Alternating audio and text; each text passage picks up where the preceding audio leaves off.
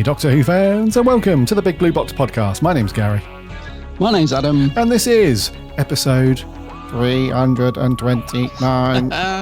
Yes. One day, I shall come back. Yes, I shall come back. Until then, there must be no regrets, no tears, no anxieties. Just go forward in all your beliefs and prove to me that I am not mistaken in mine. Our lives are different to anybody else's. That's the exciting thing. Nobody in the universe can do what we're doing.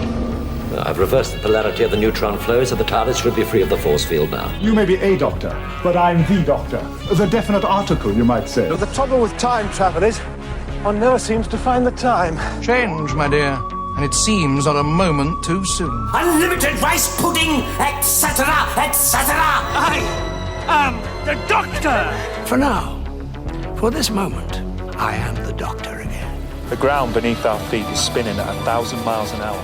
And the entire planet is hurtling around the sun at 67,000 miles an hour, and I can feel it. We're falling through space, you and me. People assume that time is a strict progression of cause to effect, but actually, from a non-linear, non-subjective viewpoint, it's more like a big ball of wibbly-wobbly, timey-wimey stuff. I could be a curator.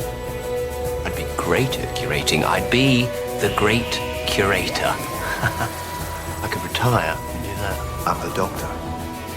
I've lived for over 2,000 years, and not all of them were good. I've made many mistakes, and it's about time that I did something about that. Bit of adrenaline, dash of outrage, and a hint of panic knitted my brain back together. I know exactly who I am. I'm the Doctor. Sorting out fair play throughout the universe.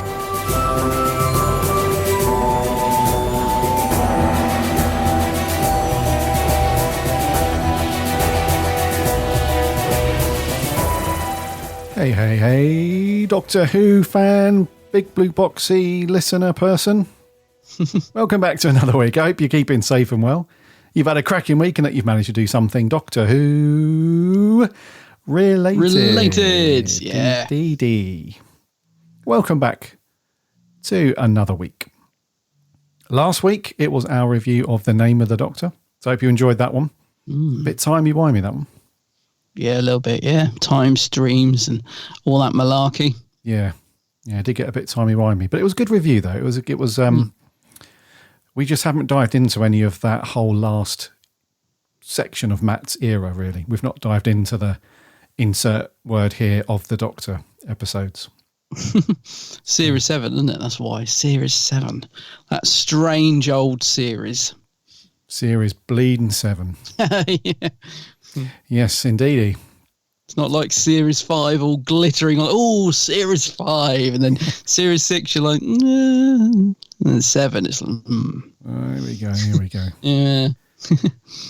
Talking to new Doctor Who fans. Oh, I love Series 7. See you later. Joking, of course. Joking. Of course. We're joking. There's the odd good bit in there in Series 7. But yeah. There's the odd, it's the odd good bit, I suppose. The odd good bit. So today on episode 329, we've got one little teeny bit of news to get through. And then we're on to our review of the recently animated The Evil of the Daleks, the second Doctor story. It's going to be interesting. Is this the first time you've watched it? Because I wasn't sure when you'd got your Blu-ray or DVD or whatever. It is indeed, yes. Yeah, First time I I've thought it might be. Yeah. Yeah, because obviously, like most of the other stuff's on BritBox or the streaming stuff, and we've both seen it like loads of times. But yeah, this one because it's quite a new, in brackets, new release. I had a feeling it'd be the first time you've seen it, so it's going to be interesting to see your thoughts on it. Yeah, they have or added... hear your thoughts, not see your thoughts. Hear your thoughts. They've added the other ones to BritBox, like the Macra Terror and the Faithless one. Those. So it will probably pop up on there at some point. Yeah. I don't know when, though, but it'll be on there, yeah. I didn't catch it at the BFI, they did. I couldn't make that one. So it would have been a different vibe, I think, watching it in the cinema, of course, which is always good. But yeah, you saw it at the BFI, this one, didn't you? Yeah, I was going. It definitely is a different vibe because, excuse me, I was thinking this when rewatching it over the last couple of days. I'll get to my thoughts on the story and stuff. But yeah, when I come out of the BFI, we're all like, wow, amazing, all this sort of stuff. And then rewatching it again, I've definitely, it feels different. When you haven't got that sort of group around you and the whole experience watching on the big screen, I think helps and all that sort of stuff. So yeah, I've got some interesting thoughts on this one in our review. But it was good to see it at the BFI, I must admit. And that's the first time obviously I've seen it, because it was the sort of premiere of it. Up until then, it's just been like this 7-part audio that I listened to flipping ages ago. Like it was that's the only way I've experienced it up till now. Yeah, cool. I don't even know if there's telesnaps for this one. I'm assuming there is. But there is somewhere. I haven't watched them yet. Yeah, there is somewhere. I think they had that on the original DVD release, didn't they? I think. Yeah, I was going to say I know there's some cool little extras on the new release, and I didn't have time to watch them. But I think there is tiny little surviving clips of this. I think there is, yeah, somewhere. Yeah, there's a couple of bits, isn't there? Yeah, there's a few bits. It's just a shame that, well, like any missing story, there's a shame that we don't have the full thing, obviously. But yeah, and I think you picked up the soundtrack to this, right? They did a really nice vinyl. Oh, that's lovely. Yeah, they did a really nice one of those sort of box set vinyls, have those really cool artworks on the front. Yeah, I picked that up. That was one of the early ones, I think. It was. I've got that. It's really nice, actually. That. Yeah. Well, the old crackly vinyl. Oh, I love that noise. I know. I absolutely love it. Yeah. It's weird for someone that's sort of I'm so finicky about anything. Like when I'm doing my videos, I can't stand it if there's like a noise outside or next door's dog's barking. I'm like, oh God, everything has to be pristine. But I love the sound of vinyl. That it's just crackle and pop, and yeah. Or not too much though. I saw like a lot of people are moaning about that Amazon have got this gold vinyl release of the new Bond soundtrack, and every single review is like, yeah, it looks great, but it sounds like snap, crackle and pop, because apparently it's really bad. So not too much pop, but yeah just a nice little crackle, something very comforting about it. It's awesome, yeah. Even when some modern songs that have used it as a sample at the beginning of a track for a few seconds. Yeah. I know it's fake, but it still sounds good. I love that. That's right. So yeah, imagine if they've sampled it, imagine putting that on and having double crackle. Double crackle. Got the sample and the real. Could tell the difference, yeah. Yes. Yeah. So I think since last week, we've had very quiet Doctor Who weeks. I know you haven't done anything, dude. You've been busy.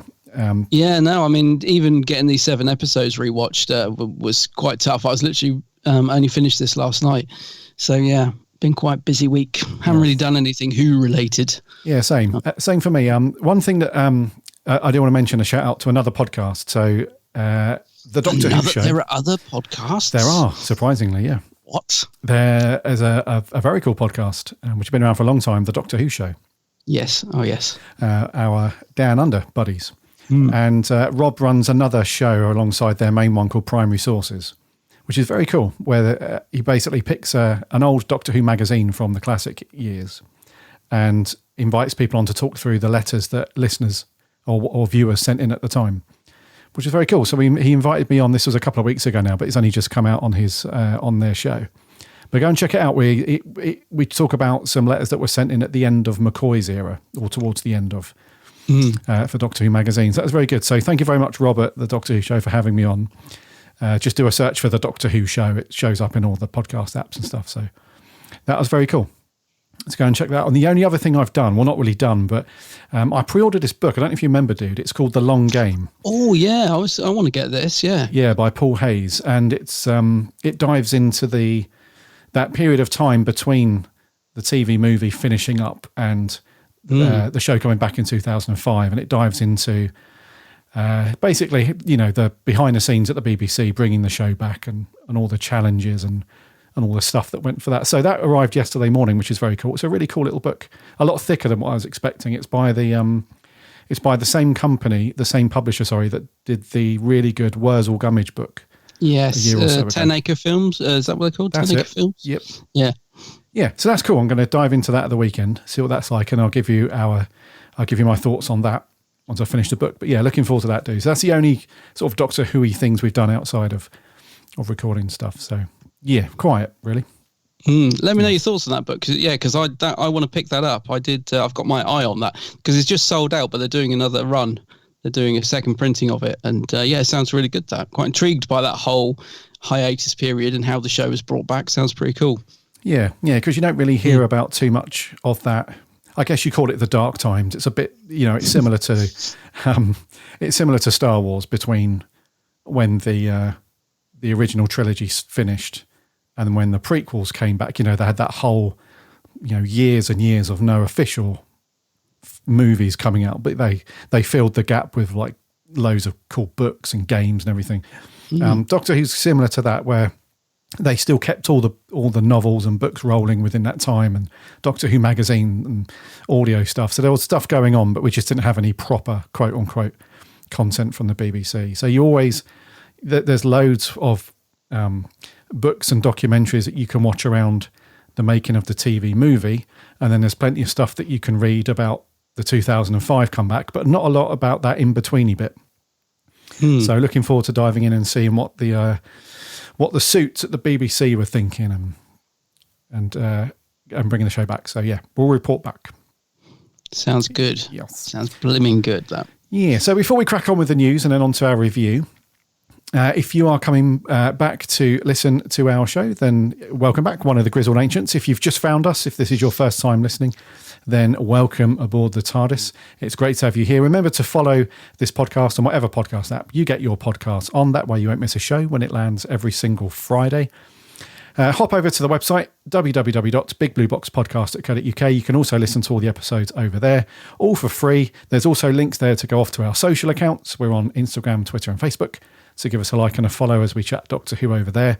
You can also read all of the reviews and articles and all that stuff from our writing team. Great stuff over there. Go and check that out. And we have a free Discord server as well. So there's a link on the website. Hop over and sign up and come and chat Doctor Who with other Who fans over there. And lastly, of course, it'd be remiss of me not to mention my co-host YouTube channel. It is the amazingly mega popular The Geek's Handbag. Oh, I wish. I tell you what, I'm working on a cracking video at the moment. I can't wait to get it released. Yeah, so I've only just started filming it though, so no, me, it'll probably be this time next year. But no, wait, it's got to be out in the next couple of weeks. Otherwise, it'll be out of date. But yes, it's a good one. It is a very good video. Yeah, so yeah, go and check out my channel. So The Geek's Handbag. Search for it on YouTube. Give Adam a subscribe and like some of the vids over there. Some cool stuff. And he's on the socials too, under the same name. So now that you've paused the podcast and you've gone and done all of that, now we're going to get into this wee bit of news. So let's hop in the TARDIS and do that.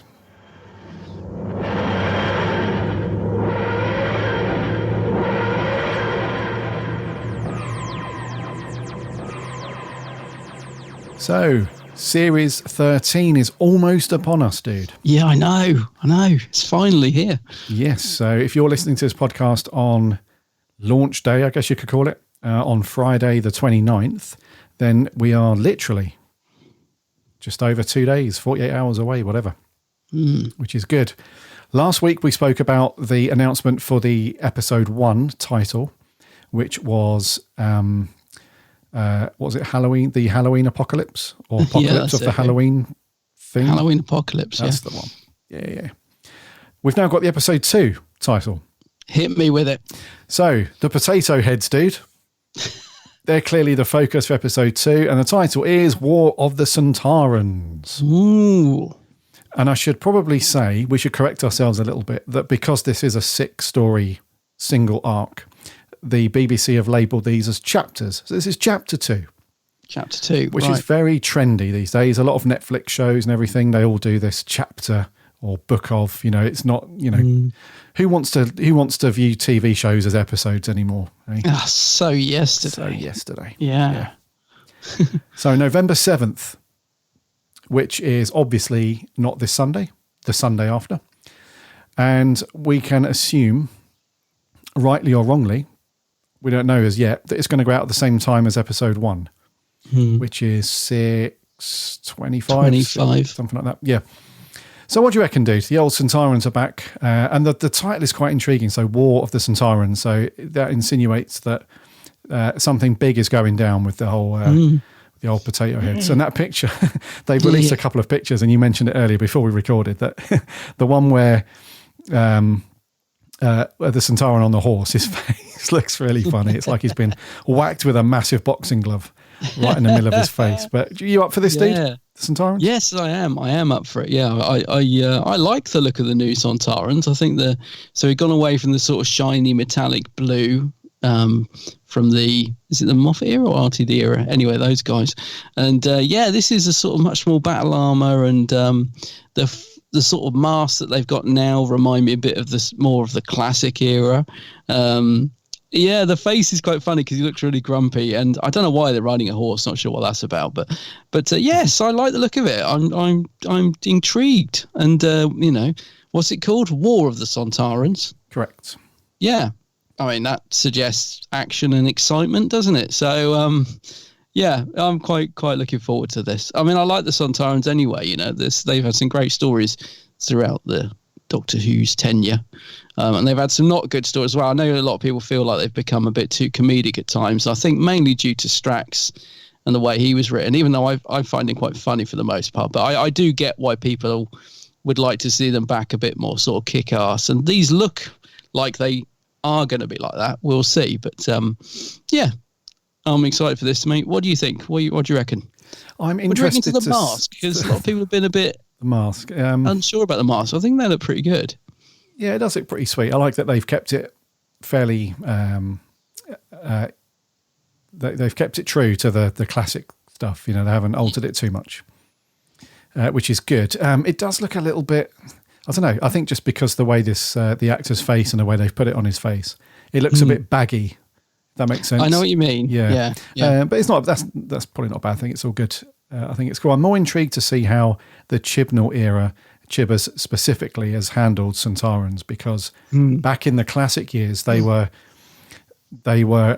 very serious and up for it, and there was no joking around. And then in the RTD era, and the Moffat era, they were a bit more comedic.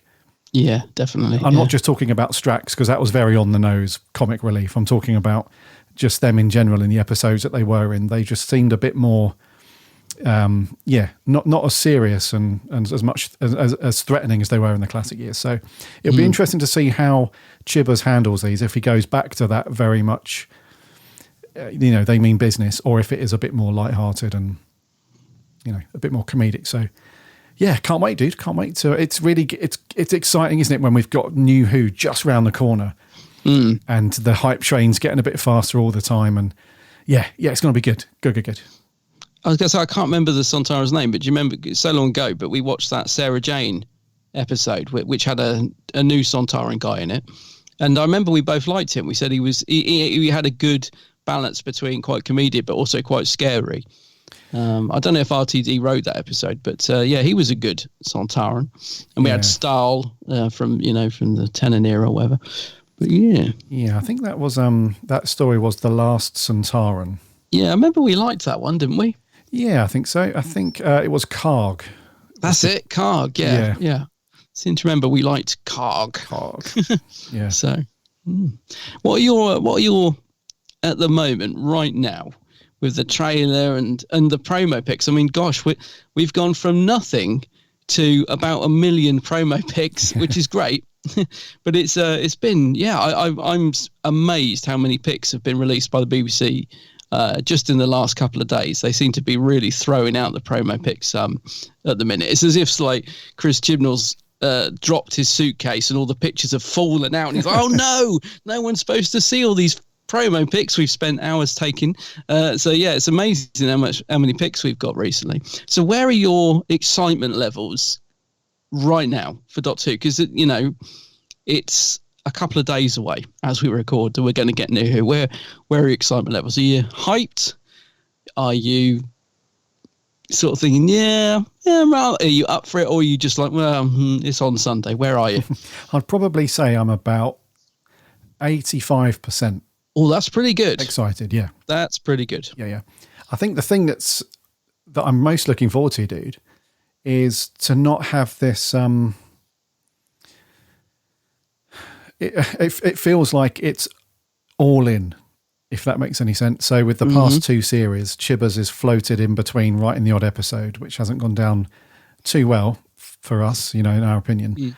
and it's been littered with other writers, and some other writers have done a great job and everything. I feel like this one, Chibbers, is, because he's wrote all of it and he's only had a guest writer come in for some of it, I feel like he's just gone all in one huge story and with these chapters. So I think that's what's intrigued me and got me excited the most out of everything. Yeah. In reality, I suppose it should be the Doctor and some of that stuff. So I'm not sure how Jodie's going to come across just yet. I don't know. I don't know, but I am excited, dude. I'm definitely excited to see what they do with it, and everything that they've done in the marketing stuff, which you're absolutely right, has weirdly all just come really late in the day in one huge big. And there was something floating around on Twitter or on one of the message boards in the last couple of days that some of the episodes are still being edited now. Oh, really? Yeah. So I think they're still tweaking it and fitting really and stuff. against the clock. Yeah. Yeah. So yeah, it's obviously all hands on deck, and like I said, Chibbnal's just like all in. Like, I'm just going to do this one huge thing. So we'll see if it pays off or not. But I'm around 85%, dude. What about you?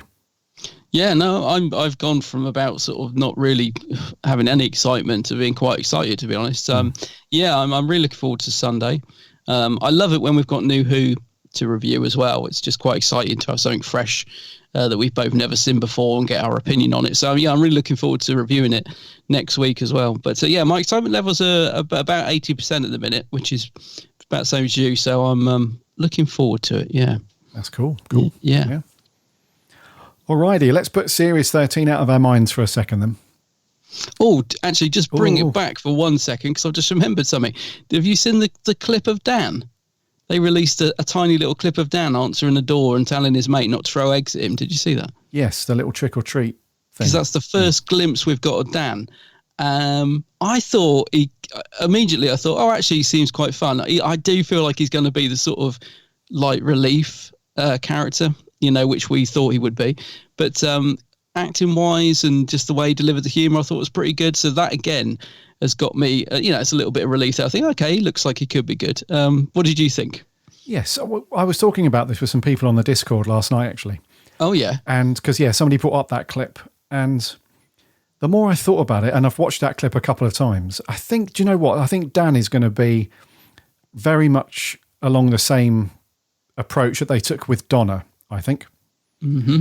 I think he's going to have that very grounded, down-to-earth approach about things. He's going to throw in some humour when needed.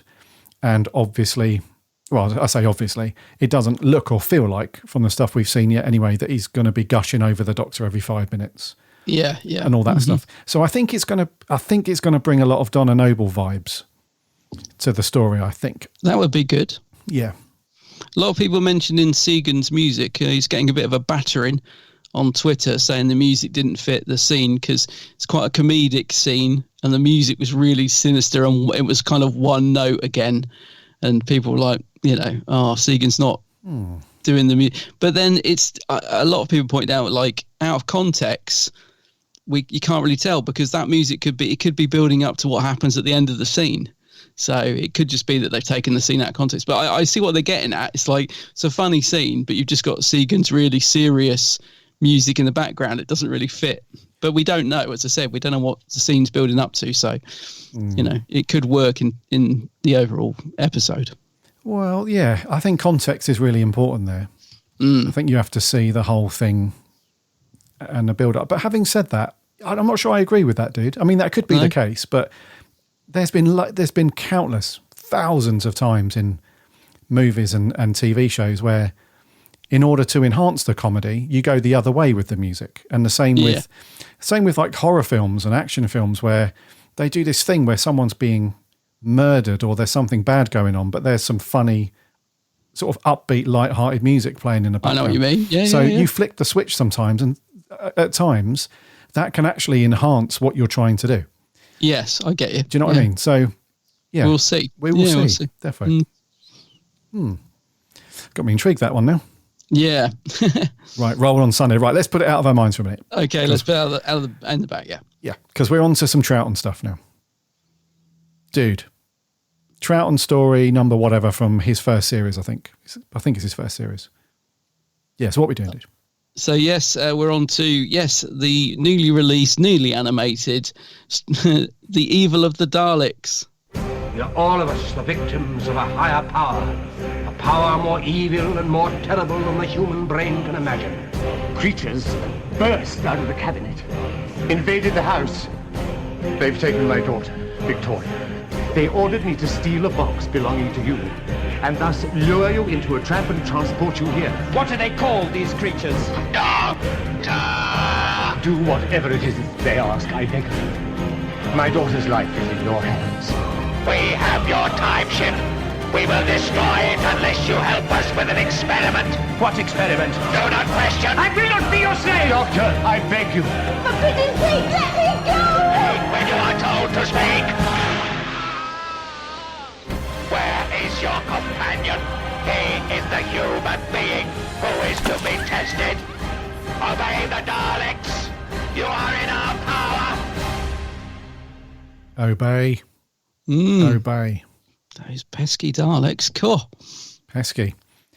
So yeah, this is series 4. So Troughton's first series. I think it was the last one. Yeah, it was, wasn't it? In that first bit. Yeah. So he's had 1, 2, 3, 4, 5, 6 episodes before this one to find his feet. And we will come on to whether we feel he was successful in that at all. But so The Evil of the Daleks was first broadcast back on the 20th of May, 1967. Blimey. It's 7 parts. And it wrapped up on the 1st of July in 67. It was written by David Whittaker, directed by Derek Martinus, and stars Patrick Troughton, Fraser Hines, and Deborah Watling. And the synopsis is the Daleks draft the second Doctor into distilling the human factor in order for them to understand why they have always been bested by humans in the past. Once implanted, it will make the Dalek race invincible, supposedly. Jamie's faith in the Doctor is stretched to the limit, as the Doctor appears to be collaborating with the Daleks. The Doctor has a few tricks up his sleeve, though, but then again, so might the Daleks. Don't they always? So the pesky Daleks, as you put it then. What do you reckon to the evil of the Daleks? Evil of the Daleks. I got to be honest, I'm so intrigued to hear what you think of this, because this story is a bit of a holy grail, isn't it? Like, people really hold this up as a absolute belter. It's one of the best Dalek stories, the Dalek story to end, or Dalek stories and all that sort of thing. So it's got a lot to live up to, and I'm really intrigued to hear whether it did that for you, because up until now, obviously, we've only had the audio, and I listened to the audio a long time ago and thought it was good. And then obviously we got the animation and went to the BFI to watch it. And when we come out of that, we were saying how good it was. And we'll talk about the animation itself a bit later, I'm sure. But it is, it's definitely one of the best animations we've had in a while. But the story itself, so at the BFI, I absolutely loved it. I thought it was, brilliant. And we were all gushing about it when we came out. And I was like, the animations really brought it to life, because, listening to it on audio, you're sort of trying to piece together what it would have looked like in your head. And now we can finally see it. And there are scenes like when the Doctor's riding the Daleks, which is really funny. And it's great to be able to actually see that rather than just hear it. So it's brought scenes to life. And I was really quite impressed with it. And I was like, it's as good as I thought it would be. And then I'm watching it again over the last couple of nights. So I watched it 2, 2 and 3. And I've got to be honest, although I like it and enjoyed it, I did get to the end of it and feel like it is good, but it's not, I do feel it's a bit overrated. Like, it's not like the most amazing Dalek story. And I think if you talk to a lot of people, they really hold it up in high esteem. And that's not to take away that it is a good story. And I think one of the things that really elevates it is the Emperor Dalek. I think that's why a lot of people love it, because he's so awesome. When the Emperor Dalek comes into at the end, and it's really iconic. So I think it's good. I really think it's a good story, and I like it. But I have to be completely honest and say that watching it again last night, it is padded. 7 episodes. I was finding myself getting quite bored in places. Like there's a lot of repetition. There's one bit where the Dalek's talking to Victoria, and I remember thinking this in the BFI. I don't know if they just used the same animation clip or if it's just a scene that repeats, but I wasn't sure if that was a mistake at first. I was like, is it just repeated a scene? So there is a lot of scenes like that where they go out of a room, they go back in the room, then they go back to the same room. It definitely would have benefited, I think, from being a 4 or 6-parter. It does feel way too padded in places for me, which is why I consider it to be a little bit overrated, because I just think 7 episodes is too long for the actual story itself, because it's good once we get into the heart of it, like what the Daleks are trying to do and all the stuff that happens after that. But rewatching it again yesterday, if I'm honest, I've got to be honest, there was a bit too much repetition, and although I got to the end of it and still thought it was good, it wasn't quite as good as I remembered, if you know what I mean, from the BFI experience. You know, watching it just by myself, it just felt like, there's a lot of padding in this, actually. So I think it's good, but maybe a little overrated. Overrated, eh? Yeah, only because it is upheld by so many fans. It's like this amazing story. Like, people really love this one. And I do get why to an extent, but I don't know. I don't think it's all that, if I'm being completely honest. Like, it's good, but it's not. Like, I wouldn't put this up there with Remembrance or Genesis. I would prefer those stories over this one, if I'm honest. Even Power, I think, might be better than this one, in my opinion. Okay, interesting. Yeah, but that's not to take away the fact I do think it's a good story. Yeah. No, I agree with you on that, dude. It's a very good story. It's a very good story. It just doesn't suit 7 parts, is my issue. Can I just quickly ask, what were you expecting before you watched it? Because obviously you must be aware that fans absolutely love this story and rave about it and stuff. So did you go into it with quite high expectations or not? I did in a way, yeah. Yeah. I did in a way, yeah. Because I've spoken to so many people that think it's like you said, it's held in high regard. I sort of naturally went in thinking, okay, this is obviously going to be a really good one. But I do think it's good. It is a good story, definitely.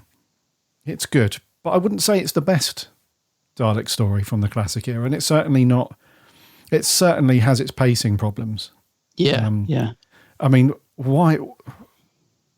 It's another one of those things where this could have quite comfortably, really comfortably, been a 4-parter, let alone 7. Yeah. You know, and but I get why they would. You do understand why they did extend some of these parts in the classic years to like 6 and 7 parts and stuff, because you have to fill out your recording blocks, and you can't. It's probably better to extend a story by a couple of parts rather than have people in and have to write a whole nother story to put in the series and all that stuff. So I get it. But it's definitely very. I felt just because I did this. I did 3 and then 4. I think it's the way I watched it. And then when I got to the end, I felt like, wow, that was a slog. I felt at the end, not so much boredom, I don't think, but more just, there's definitely a word to describe this, and it's a mixture of boredom, overrated, good, not as good as what people I think say it is, long but not too. Do you know what I mean? There is a word out there, I'm sure, that would describe it, but I just didn't think afterwards, right, that's now a 10 out of 10 Dalek story. You know, so yeah, it was good, just a bit long. Yeah, because there were moments I was watching it where I was thinking, I wonder what Gary's making of this, because I'm assuming, have you ever listened to the audio soundtrack of it? No. You see, because you kind of know what to expect, even though, as I said, the animation brings it to life. But if I hadn't heard the audio, if I was going into this blind, but being aware of like how highly regarded people think this is, like, you know, people really rave about this story, I've got to be honest, I think if I was completely going into this blind, I would have been disappointed, because I'd be thinking there's a lot of build up, and the Daleks are apart from sort of towards the end, they're not in it that much, which is quite often happens in Dalek stories. They're not in it really until sort of like midway through the story properly, although they make the odd appearance. So I think if I was going into this cold, I would have been thinking, what's the fuss about? Like, there's so much, like, it's a really odd setting for a start. It's sort of mostly in this weird old mansion or house or whatever. And the Daleks sort of keep going through this funny old cupboard to get to wherever they're going and stuff. So it's an odd story, and it's certainly not what I was expecting, when I first listened to this. So watching it, I think I would have felt the same thing, if that makes sense. I would be thinking, like, I don't know, if someone says to you, like, Evil of the Daleks, oh, it's the most amazing, brilliant Dalek story. Oh, I can't believe it's missing for the archives. Oh, well, it's such a travesty. You're expecting like something really epic.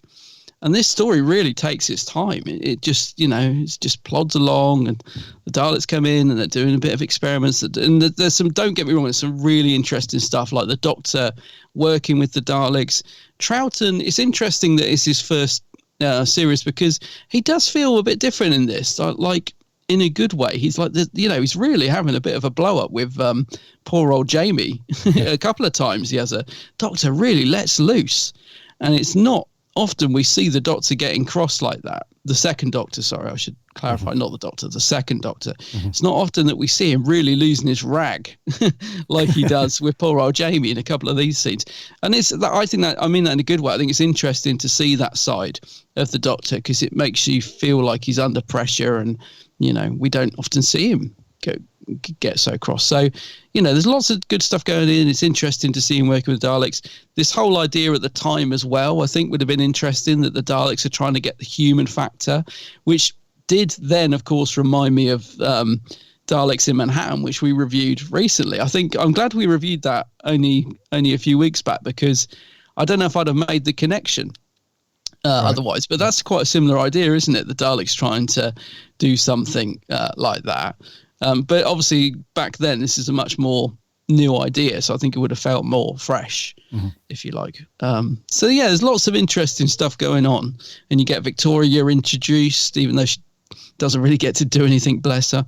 And you got Jamie having a bit of a punch up with Kemmel, which goes on for too long. Do you know what I mean? But there is some good stuff. Yeah, there's lots of good stuff going on. I do like the Daleks in it. I think they feel quite menacing, which is what I always want from a Dalek story. There's a good scene near the beginning where they sort of pop up behind that guy looking in the safe in the wall or whatever he's doing. That's cool. I don't know. I'm just so conflicted on it, really. Like, I like it, but I think, like, what's the fuss about? It's just a good Dalek story. It's not this holy grail that it's made out to be. Yes. No, I agree with exactly that. It's a bit of a conflict, because on one hand, in certain points throughout each episode, it does feel like a really good, well put together, even watching it animated, it still feels like it's a really well put together, really good story. But then it just gets, it very, very quickly goes into this sort of down a few gears. Yeah. Very quickly. And then it stays like that for 10, 15 minutes at a time. And then something will happen and it'll be, that's good in a way. It's natural, I suppose. You wouldn't want it to be sort of, rocking at 110%, all the time. It'd be exhausting. And, that would be the opposite problem with pacing. Then it would just be too much. But when it does go down, it's one of those things where it really goes down. Like, it's really, and I think I can't imagine what the direction was like. Maybe, well, hopefully one day these will turn up somewhere from a collector or something like that, and we'll be able to see it. But in terms of the animation style, that just by its very nature is static all the way through. So we'll come on to the animation in a minute and what we feel about that. But yeah, so the story-wise stuff, there were some scenes where the Daleks were really, really well written and really good. And that sort of flipping the coin, and they've explored this a few times in different stories where about the Daleks having more of a personality or having emotions and things like that. And when you have those three Daleks that have been implanted with the quote unquote human factor by the Doctor. They're absolutely hilarious. Like they're just they were done so well. And it's a really good sort of like the antithesis of the regular Daleks, I suppose, especially the big Emperor Dalek, who's just so badass, like just cutthroat, ruthless. He's brilliant, yeah. Really cool. Like that sort of stuff, the way they went from one end of the scale for Daleks being just completely evil, as the title of the story suggests, to the other end of the scale, where you've got these three Daleks, a bit like sort of school children in a way, and it's almost like what's happened to them has reset them back to sort of adolescence, and they're sort of loving the world around them and this new sort of thing. And there's that hilarious scene, isn't there, when the Doctor jumps on one of them and he's being driven around. And I would love to be able to watch that for real. Yeah. Like, I wonder if it's anything like the animation, because obviously they can only really guess proximity of what was actually shown on screen. But I would love to be able to see that actual footage to see what they did. Yeah, I think they start singing a song at one point as well. They have a little sing song, and yeah. So in terms of how the story progresses from a bit of a hostage situation, but done with a purpose, I suppose. It's not just a baddie who wants money or anything like that. They're doing it because they've been told to. The Daleks have said, look, you need to draft in the Doctor. You need to lure him in. We'll take the TARDIS, and, that'll bring you, because they know that the Doctor's the only one that can successfully sort of execute the plan, I guess. So, and the kidnapped daughter, which is, so it goes from that kind of simplistic story, and it progresses quite nicely into a whole conflict between the Daleks, and there's a couple of wild cards as well, isn't there? The character Maxtable, he's a bit of a wild card in the story because you're not really sure. We'll come on to him in a bit more detail, but you're not really sure of his motives at some points. And then he obviously loses his marbles towards the end. And there's another character as well who is also being controlled by the Daleks until the Doctor removes the thing from his neck. I think his name's Terrell. Was it Terrell? Yeah. Yeah. And so it progresses like through that. And then it sort of culminates. I know we normally jump ahead early, so we're going to do it again anyway. But the ending... Did you feel like the ending was another quick wrap-up like we sometimes get with these long parts? Or sorry, multiple parts, like more than 4. It does wrap up a wee bit quick. Yeah, I think that's the problem, isn't it? When you get the last sort of the second half of part 6 and part 7, when you're in the, you're with the Daleks and the Dalek Emperor and all that stuff, you're thinking, I wish they'd brought this in a bit sooner, because I'm surprised the Doctor didn't want to have a look in that funny cupboard. Like, he's by it all the time, and surely the Doctor's curious nature would be like, why do the Daleks keep going in here? What's in this room? I wish we could have got to that a bit sooner, because like you said, I love the first couple of episodes. I love all the stuff where the Doctor's following the guy to the garage and he finds the matches, and then they go to that funky 60s club and him and Jamie are having a chat, and all that stuff's great. And I this is one of the things I love about early classic Who, is that the Doctor uses his brain to solve things. Like in those scenes when he finds the matches, he sees that the matches have been teared out, so from the left side, so the guy must be left-handed, and then he works out where he will be because it's on the matches packet. He realizes the guy who sends them there was lying because his overalls are different and his clipboard's different. It's the Doctor. It's a bit like the Doctor being Sherlock, isn't it? He's noticing these little details to solve the mystery, and I really miss that in Doctor Who now. Like, the Doctor just waves the blimmin' Sonic around and everything's fixed, and I miss the Doctor.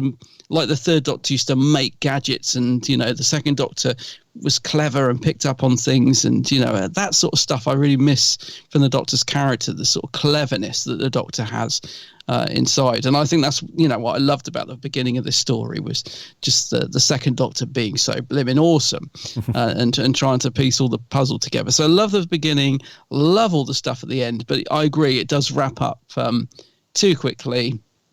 And I feel like, if it had been sort of squashed together as a 4-parter, would have been so good. You could have had that awesome couple of episodes at the start, big old massive Dalek battle at the end, because the episode 7 is brilliant. you know, and I think that might be why so many people love this story, because it really is great. The final episode, all the Daleks like kicking off and explosions, and it's a, you know, it's a good wrap up. But yeah, it all just happens so last minute, doesn't it? So quick, yeah. And that's one of the upsides or the advantages of doing that in animation, because there's no way that they would have had the budget or anything to do that, like huge scale sets with everything exploding and just the whole. They just wouldn't have been able to have done that back in the day. So, although, like I mentioned, we would obviously love to have them as the original live action, there are some upsides to doing that stuff animated. Like all the visual effects obviously are on point, and you can bring the camera back and you can see a lot more of what's going on, which you'd be very confined to a small TV set. But that last episode, as you mentioned, episode 7, that is pretty badass. It's like got loads of, like you said, it's all kicking off, and there's a battle between the what would you call them? The 3 Daleks that the Doctor. You know what I mean? Well, those Dalek, Daleks. Omega, and the other 2. Yeah. Alpha, Beta, and Omega. Yeah. So those ones, they have a kick-off with the regular Daleks. The Emperor knows that, you know, something's not quite right, and he's like, right, you know, as you know, typical Dalek fashion, it's like kill them all, just, you know, exterminate. And it goes nuts, and then you have that pretty heartbreaking scene where Maxtable's still obviously off his nut. He's lost it. Yeah, he's gone crackers. Yeah, and he pushes is it Kemel? Kemel, poor old Kemel, yeah. He pushes him off the cliff, bless him. I know. I didn't like that. Thought he was a cool character, like Kemel. Yeah. Yeah, I must admit. But again, it's all happening in the last few minutes, isn't it? It's like, it feels like, we've got to wrap it up now. Let's start killing off a few people. Let's blow up the Daleks and let's get it done. But yeah, I must admit, but I guess it's always good when you care enough about a character to feel, even an animated character, you know, it's always good that you care enough when they die. And I was the same. I was like, oh, not Kemel. Oh, didn't want him to go off a cliff. Yeah, like Maxtable, push him off. It's unintentionally funny as well, isn't it? When he's going kill. Yeah. Just push him off the cliff. But yeah, not poor old Kemel. No, Kemel, Victoria. I mean, him and Victoria, there's a few longing looks, isn't there, between Kemel and Victoria? So she's probably heartbroken. Mm-hmm. Yeah. But all that happens, like we're saying though, that all that happens in the last 10 minutes, really. Yeah. And it's quite a big consequence as well that I'm not sure how viewers would have taken this back in the 60s, even though we've already had a couple of Dalek stories under a belt at this point. The consequence of what's happened is pretty massive, because essentially we're witnessing the edge of the end of the Daleks in this particular time pocket anyway, because the whole, this whole big Dalek city, it's like basically burning to the ground on Skaro. It's like, we're witnessing the end of, obviously it wouldn't be, that unfolds, it's, absolutely not the end of the Daleks, but it's like pretty big stuff happening. But like you said, it rushes it through in the last bit. So yeah, a bit of a quick wrap up as usual. So in terms of story then, like I said, it sort of transitions into this hostage situation, and we find out what the Daleks are about, and they're in and out of the cabinet every 5 minutes and all that stuff. And then it progresses to these newer Daleks, and then they, a bit of a civil war scrap thing towards the end and stuff. Before we get onto the characters, then the animation. So there was a lot of. There's always been this thing with the recently animated classic stuff, where there's been a combination of different studios doing the animation for some of them, and the quality varies between the stories, like between the Faceless ones, the Macra, and this one and the other one that they did. What was it? Fury? No. What was Fury from the Deep. Yeah, it's Fury, yeah. Fury in the Deep, yeah. Some fans really prefer some style of animation. Others just really, to the point where I've seen tweets of fans like, I just can't watch it. I cannot watch it like this sort of thing. This one then, how did you feel about the animation on this one? I thought the animation was probably the best one we've had in quite a while. I was worried when this first got announced, because because it's 7 episodes and because we know they only get a small budget and we know that they're always pushed for time, I thought, oh God, is this going to be, I hope this is good, because like this is one that people have been wanting for a long time, and it does seem like 7 episodes is quite a mammoth task to animate. But I have to say, I think it's the best one we've had in quite a while, and thank God it is, because the story is quite slow in places, especially in the middle. If this was the really clunky animation we've had from some other stories, like Fury for the Deep, I think it is. I've still... Is it Fury that I haven't finished? Yeah. There's one animation, I think it's Fury from the Deep. I've got to be honest, I haven't even finished watching it because I find it so stilted. Like the Doctor moves like a cardboard cutout. I think it's Fury I'm thinking of. If it was like that, this would have been, I would have found this so hard to get through, all 7 episodes. But I think they've really tweaked it. It's still not perfect, but it's really good compared to what we've had previously, or at least the last sort of few new releases, because I still love like the moon base animation. I think it's beautiful, and that was quite some time ago now. But in terms of the recent releases, for me, this is by far the best animation we've had, and thank God, because 7 episodes is a lot to get through. There's still a lot of static stilted shots, but the movements are really nice, and you can tell they've had more budget because we get sweeping shots of like the outside of the mansion. Like when I saw the BFI, I was like, oh wow, that's really nice, and the Daleks look really good, and the whole movement and the character, facially the characters look pretty good. Like Victoria's a fairly good likeness. I can't think which animation it was, but there was one where Polly it looked nothing like Polly, and I remember that Annika wasn't too pleased at the BFI. She's like, doesn't look anything like me. I think the animation's really good, considering the budget and everything that these releases get. I think they've done a really good job. You can tell they've had more time and money, and I think it looks good. It's definitely very watchable compared to some. Mm-hmm. Yeah. Okay. Yeah, I read you, dude. And did you watch this in black and white or colour? Well, I always watch them in colour. I know I'm very much in the minority. Like there's this sort of snobbery between certain fans. I've got a mate who's like, oh, I refuse to watch them in colour. No, I always watch black and white. It's the sort of what do you call it? Not tradition, but it's the way it's supposed to be viewed. He always tells me, and I totally, purist. That's it, mate. I totally get that. I totally get why people would want to watch this in black and white. But no, I always watch the color. I just think they look so much nicer. I'm just a fake fan, really. But it's nice to have the option. It's nice to have the option. And when I next watch this, I will watch it in black and white because it'll make it something different. But no, I dived into the color. I can already hear the boos and hisses from the other side of the podcast, the people listening. Boo, hiss, colour. They showed it in colour at the BFI as well, by the way, so I probably should have watched it in black and white. What about you? What did you watch it in? I watched it in colour, dude. Yay! Yes. Yeah, good. Yeah, definitely. Both fake fans, good. We're both fakies, yeah. I don't know. I don't think there's anything wrong with watching it in black and white, but no, there isn't. No, and I do love black and white as well, which is what's ironic. I love watching Doctor Who in black and white. I just, with the animations, I don't know. I just always watch the color. Yeah, no, I read you. And I would agree. I think the animation is very good on this one.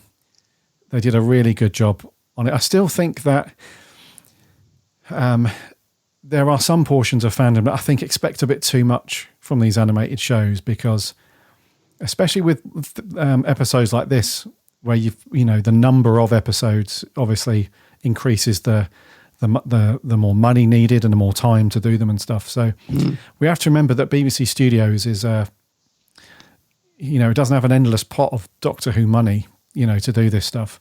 There would be nothing better, dude, than if you were this way inclined to just throw a ton of money at it and have like a real big, sort of real modern animated proper feel to it.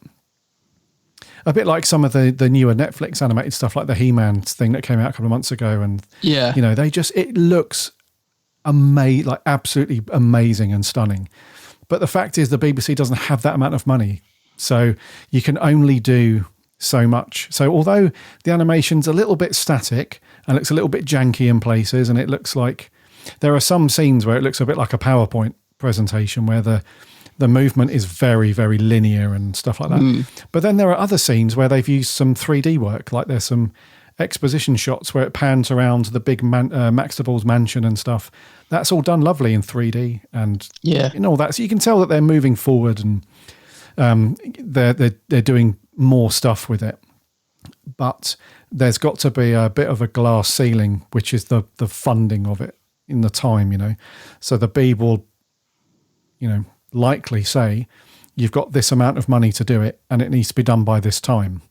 So in that case, you work with what you've got. So I think they did a really good job with it. And like you said, there are worse animated stories than this one. So yeah, I think this one's pretty good.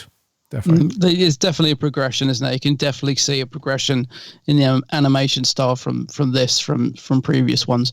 Have you ever got round to watching the animated Web of Fear that they released quite recently? That was just episode 3, I think. 3, yeah. Because that was strange, wasn't it? That was the one that everyone slated.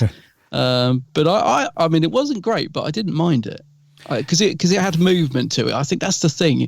I'm not too worried about the likeness of characters and all that too much, as long as it's got movement in it and you know, and I find it watchable. What I can't stand is when, and I think that's my problem with Fury, is there's so many shots where there was nothing happening. So it's just like, it wasn't even zooming out, or it was just a shot of a room. And I was thinking, God, we've been on this shot for what feels like, you know, a minute now with nothing happening in it at all. No movement. It's really static.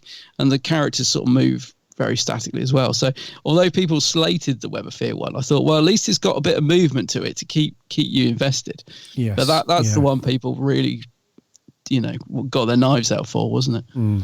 Yeah, true. And I think maybe it comes down to a little bit of artistic direction as well and some design choices, because if you're the director of these things or the producer or both, whatever, I guess there is a question to ask yourself and fandom, which is, although we're using modern technology to animate this, it's still an old classic Doctor Who story. So do you try and emulate that whole low budget production thing that they had to deal with at the BBC back in the day, or do you just go all out and try and make it look like a modern animated thing? So I think there's a bit of a design decision to make, which is why it probably feels a bit slower and a bit more static in places, even for an animated thing.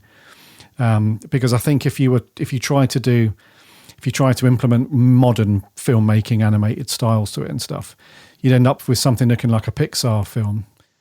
To a degree, you wouldn't have that amount of money and time, but you'd end up with looking that was like, you know, the pacings just doesn't fit the tone of the story, I guess is the best way to put it. So yeah, it's interesting, the old animated stuff. I mean, how many have they got left to do? I mean, there's 4 or 5 stories, maybe 6 left to animate fully. Yeah, I was going to say, I mean, I've got the Galaxy 4 BFI thing next weekend, actually. So it'd be interesting. I don't know if it's the same team, but I'd be interested to see how that compares, because I think that's only 4 eps. I think it is anyway. But do you find it jarring having different animators as well? Would you prefer if they just stuck to one team? Because I find it slightly jarring because there is such a difference, I think, in the style. Like if you look at the Web of Fear Ep 3 animation compared to this, they're completely different. So I find it a little bit jarring as well. I guess the reason for it is to try different companies and see which works the best, or maybe it's a budget thing. I don't know, but I don't know if I want them to stick to one or not really, but because they might stick with one I don't think is good, because that's the thing. Everyone's got some people prefer certain animation, don't they? Yeah, I don't think it's too jarring because you're watching 2 completely different stories. Yeah, I see what you mean. Yeah. So that doesn't really bother me, to be honest, mate. It's and if you try and go down that road of making all of your animation consistent look and feel, then you run the risk of not allowing other studios or other animators to work on it and bring something new and fresh to other stories. You know, it's just going to be the same old with every animated release. You know. Yeah. Well, as I said, I don't know if it's the same team doing Galaxy 4, but it'd be interesting to see how that holds up next week. Well, just out of interest, when did you last watch the Moon Base because that really, I haven't watched it for a while, but that really sticks in my mind as being a nice, well animated. I remember really liking that. I might give that another watch, actually. The last time I watched that was probably, I don't know. I think I watched it when it was released. I haven't watched it since. Yeah. What about you? Yeah, no, it's a while ago, but I just remember really liking that style. And I have no idea which company did that, because I think that it might even be the one, the Wallace and Gromit people that went bust Hardman. or whatever. I don't know. It might have been them. Yeah, not sure, but yeah, that was a good one. But yeah, I'll report back next week. Or will I have been then? No. Following week, I'll let you know about the Galaxy 4 after I've seen it at the BFI. Let you know what that's like. Galaxy 4. Yeah. I'm quite looking forward to that one, dude. It's not really revered as a popular one, no, generally speaking, is it? But I don't know. There's something about it, something about that one that interests me. So, yeah. Yeah, I don't remember it being a particularly great story. I'll be honest. But I like what are they called? Chumleys? Is that what they're called? The funny little robot thing is only because as a kid I saw a picture of them in a book, and for years wondered what the hell they were. And so I've got a bit of a soft spot for those guys.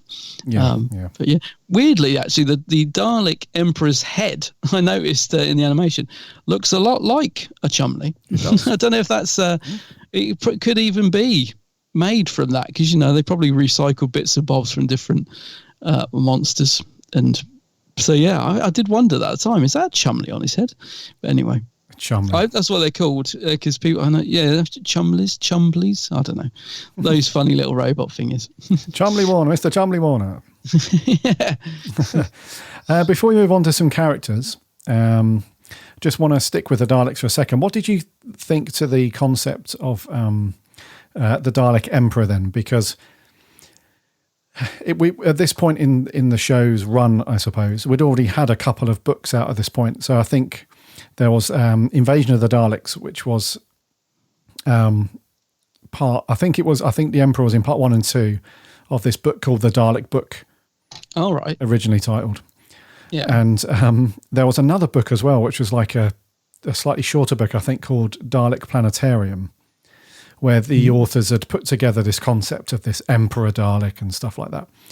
And do you think it works back in because in the modern era of Who, where we've seen, or even the McCoy stuff like Remembrance, where we've seen, like the sort of the big leader of the group, and then especially in things like Stolen Earth, where Davros comes back, but then we have the big ass Dalek Emperor and stuff like that. Because you can expand the sets and you've got more money to build big models and stuff, and that it really works on screen. What did you think to the concept of that? Because you can obviously do, and I'll finish the question in a second, you can obviously do standard Daleks, the best way to put them, I suppose. In this one, we've got the black domed Daleks, and we've got the children Daleks and stuff. But do you think the Emperor stuff works? Because I imagine animating it is fine. You can create the scale and everything, but live action back in the day, do you think it works? Yeah, no, I totally do. I've only seen, I've seen photos. I swear I've seen a clip of it, some surviving clip. I'm sure I have. Yeah, I think he looks good. And I always like the idea that it's kind of some higher in command Dalek just overseeing everything. I quite like that idea. I mean, and Davros is always my favourite. I always love it when Davros comes into it. So, but no, I think it's interesting having different variations on the Dalek. Like I like the special weapons Dalek in Remembrance, and I like it when they throw something new in there, because otherwise I think the Daleks could get a bit boring, really. But no, Emperor Dalek, he's cool. I like him. I think he looks good. He's very sort of simple designed as well, but I like it. I think they might have used him in or something similar in The Ultimate Adventure, the stage play, because I went to see that as a kid. I'm sure he was in that. Okay. Or a version of him. I hope I'm right in saying that. But yeah, no, Emperor Dalek, man, he's cool. I like him. And he's got a big booming voice as well, hasn't he? That's awesome, Oh yes, he's got a really cool voice. Which makes him more scary, really. So yeah, he's cool. Yeah. You liked him, right? Yeah, I love the design of him in this one, because they obviously tweak and change the design, don't they, as they go through the years, and I'm sure there is some kind of lineage and thing around, there's different types of Dalek Emperor depending on what, era of Daleks we're talking about and all that stuff. But the particular design for this one, though, is very cool because what they've done by the look of it is they've taken, the traditional Dalek design where around the middle you've got these series of like just vertical metal bars. Yeah. It looks like they've taken those and just made like these. They've tweaked the shape of them a little bit and they've put that around the top, around the dome, and they've made the balls on the side a lot bigger and stuff, and all these like. I'm sure this influenced one of the Capaldi stories. But you've got all these wires and tubes that are coming off of it and everything and hanging around. Yeah. It does look really good. Like the production designers did a brilliant job. And there's some really good colour photos that exist actually from this story. Oh, right. As well as black and white ones. But yeah, it's the design looks awesome. Really, really good. I was going to say, I agree about the wires. That's quite Davros. In that Capaldi ep, he had all those wires attached to it. Tubes, not wires. Tubes attached to him. Yes. And I think that adds to the whole look. But I agree about the dome. That weird, it's almost as if he's got his head on upside down, isn't it? They sort of turned the Dalek head up. It does look good, I think. He does look quite impressive. He looks quite... Sorry, I've just suddenly remembered the bit where Jamie comes in and says that famous line. He's like, look at the sides of that thing. But he does look quite imposing, doesn't he? Like, I think you'd be quite scared of him if you came face to face with him. Yeah, I think so. Yeah. Yes. What was that episode? I think it's is it series? It's The Magician's Apprentice, and then followed up by... Which is familiar, yeah. Two ridiculous titles. The Moffat must have been off his face when he wrote it. Off his face, yeah. More red wine, Steve. Smashed. Yep. Yes. So I can't remember what series that was. I think it was like series, I don't know. It's 9, 8 or 9. No, series 9, I think, yeah. 9, yeah. Yes. But anyway, the Dalek Emperor concept I love. Really, really cool. And the design is awesome. So, yeah, very cool stuff. Okay, some humans then. What did you think to the two characters that we see at the beginning? A couple of London Barra boys just carrying out. A couple of London Barra boy in it. Yeah, well, I'll do this job for you, mate, if there's a bit of lolly involved, of course.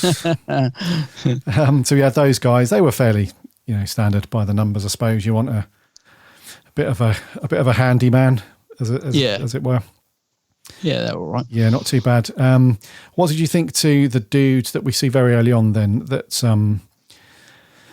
sort of running the fake antique shop? Oh, what, Waterfield? Waterfield, yeah, Victoria's father. Yeah, he's in it quite a lot, isn't he? He's Edward Waterfield. Yeah, it's her father. Yes, of course it is. Yeah, I'm getting confused with Maxwell. Yes, he is in it quite a lot. He sort of looks a cross between Dracula and the Shelker Doctor. The Shelker, yes. It just reminds me so much of the Shelker. It's just the sideburns, I think. Yeah. He's all right. Yeah, he's quite intriguing. I mean, he's sort of playing it almost possessed, isn't he? For the most part, you sort of think he's got a chip in his neck or something. He seems really mysterious and stuff in the first episode, and keeps going into that room, and he's going to call the Dalek on the transmat, but then he gets interrupted, so he comes back in the room, and then he goes back and starts, operating the transmat again. But yeah, no, he's all right. He's pretty good. Yeah, I mean, you kind of know he's going to die because we know that Victoria joins the TARDIS, and there's probably a good chance he's not going to make it. So yeah, it's no surprise when he gets bumped off, but yeah, he's all right. It's difficult to judge a performance when you can't see the actual actor, so you can only really judge him by the voice, and the animation. But yeah, he sounds like he was given a fairly decent performance. Yeah. Yeah, I think so, and I think he portrayed in his performance a lot more of the balance, I think, with the human side of things. Yeah. Whereas Maxtable was very, what's the word? Almost Dalek, actually, in the way that he delivered things, and the way that his kind of motive for doing things. He's just out for the money, basically, the money and the power, right? Because this whole turning rock into gold and all that stuff. So he's a bit more ruthless and a bit more, even though he tries to come across as a bit human. There's a scene with him and Waterfield actually where he's like, "Why are you shouting at me? Why are you getting angry?" He's like, "I didn't bring these things here. This is nothing to do with me, and I've kept up my end of the bargain and told you what I was going to do," and blah blah blah. So he's a bit more Waterfield. He's very much like people are being murdered. Basically, he's really perturbed by that. Yeah. So yeah, I liked the performance, and you're absolutely right. When I first saw him, I was like, "That looks just like the Shelker Doctor." Yeah, the cover that they always use for Sharda. Is it Sharda as well? There's that character, maybe think a different story. I'm not sure it's Sean. Yeah. Yeah, sorry, but yeah, the Shelker. It's whenever they use that promo shot, I thought, wow, that's the same character. It's almost looks the same, but yeah. Yeah, it definitely got a definite vibe about him. It's funny, actually, sorry, just so I remember, they've mentioned a couple of times the Master as well, don't they, in this? And it's funny because the Master doesn't exist in terms of, he hasn't been invented yet in Doctor Who. So it's quite funny when, I think twice they say, the Master has sent me or something, and even Jamie goes like, the Master? And it feels like an in-joke, but it can't be because, they hadn't invented they hadn't brought the Master into Doctor Who yet. But I quite like that. It feels like a sort of precursor to the Master appear in Doctor Who, even though he was just a glint in Terrance Dicks's was it Terrance and Barry that wrote the Master? Yeah, just a glint in their eye at this point. But it's there's two scenes when the Master gets mentioned. So I like to think it was the Master. Just a little timey-wimey in-joke there. The Master. Yeah, it does feel like, because the way that they say it as well and the way it's delivered, it has that ominous tone to it. Yes, that's right. They even say it like that, don't they? The Master. The Doctor says it like that, doesn't he? So that's kind of cool. I mean, that's just one of those little coincidences where it's not what we think it is, but it could be. So that's a nice little thing. Just going back to what you said about the characters they made, just before you move away from Maxtable, he's the one I feel like's given the most in terms of performance, even just judging it from the audio. I felt like who's the actor, Marius Goring. I felt like Maxtable was giving a good performance on and was going for it, and that's again, if I could actually see the real footage of this, I think he'd be the one that would be quite interesting to see. Wardfield's good, but he's more reserved. Maxtable feels like he's going for it a bit. Like there's a couple of bits where he gets a bit angry, and the bit where he's going kill, kill, kill, and he's possessed. He's got the Dalek factor in him and all that. So yeah, he's out of the two. I think he stands out more. Definitely. Yeah, no, I agree. And there's some clips knocking around as well, or if you've managed to watch episode 2, which is the only live action that survived when it was, I think, a private collector had bought it at a car boot sale, along with episode 3 of the Faceless ones, weirdly. Yeah. And if you look at any of those clips, or there's also some behind the scenes footage knocking around as well, which I think they put as a special feature on another story. I can't remember which one, but so there's a if you manage to watch any of the live action stuff, then Marius Goring, he's really intense. Yeah. In those scenes, yeah, it's there's one where he's puffing away on a cigar, and it's almost in the other actors' faces, and he's right up close to them, and he's got one of those quintessential old big boomy British voices and stuff. And it's really intense to watch. So the animated style obviously is a bit toned down. It's a bit more, as you'd expect. But yeah, good performance from him though. Yeah, really yes, good. yeah, I felt like he was good. Yeah. What did you think to? There was a couple of other people that were sort of knocking around the house a little bit. You had Maxtable's wife, I think it was Ruth Maxtable, played by Bridget Forsyth, and then you had the maid that was looking after Jamie and stuff, and she gets shouted at by Terrell. He really lays into her at some point because she's like, I can hear Victoria, and he's, he's losing his mind at that point. He's on the knife edge because he's being controlled. He's trying to fight it, and he's knocking him around a bit. But those two are okay. Those two are okay. I mean, the maid's a bit like, "Hello, sir, I get you a drink now," and all that sort of stuff. She's all right. Again, I think she's given a quite a nice performance in terms of the era this was made, if you like. Yes, yeah. But yeah, just expected, I suppose, is that the maid character is exactly what you need in that character, and then Ruth, she's a bit more of a. You feel like there's something going on, but they never really explore it. I think she's having an affair with Terrell, I think, because there's a scene where she's like, come on, let's leave, let's go away together. And he's like, no, I can't leave, something's going on. But it wasn't too bad. Yeah, not too bad, yeah. Okay, what did you think to, is it Camille or Camille? Camille, I think, played by Sonny Caldinez. The strong silent type is what they were going for. I think in one scene where he's describing him, I think he describes him as like I can't remember the exact wording, basically a non-intelligent person that's a bit of muscle that can sort of do as he's told and get on with the job. And they put him in there to sort of trick Jamie, right? On face value, it's like he's there to guard the house. But really, they want Jamie to be able to break in and do all that stuff because the Daleks want to use his DNA, as like a blueprint, sort of thing. So, but then they end up being friends, don't they? They have a big old scrap, him and Jamie. They have a big old ruckus. Goes on forever, and then they become sort of buddies for a while. But we can't really get too much from the animated stuff, but, and he doesn't talk, obviously. But a good character, though. A good kind of, a cool kind of character. Yeah, it's an interesting character to throw in to the mix sort of midway through the story. God, it needed it. It needed something. So, yeah, I like Kemmel. It's really hard to judge whether the actor was good or not because we can't see or hear him.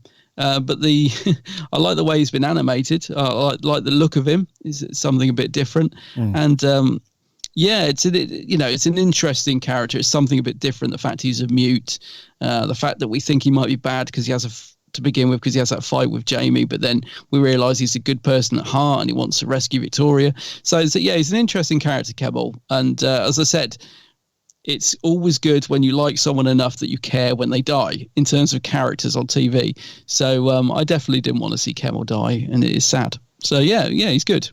Yeah, same. It was sad when he died. Really sad. Yeah. Because he'd saved Jamie a couple of times with those booby traps in the house. And that's right. Oh, yeah, I forgot about all that. Yeah. Saved his ass, and then for his troubles, he ends up getting pushed off a cliff. There we go. Yep.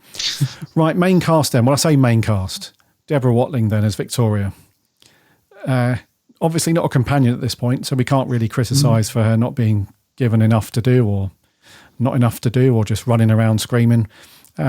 She was a prisoner basically for most of it. So, but there is a slight difference between how she is in this one to when she is a companion, because at the end she's effectively orphaned and, she goes off with the Doctor and Jamie and stuff. And I think from the next series onwards and the next story, which will be the Tomb of the Cybermen, right?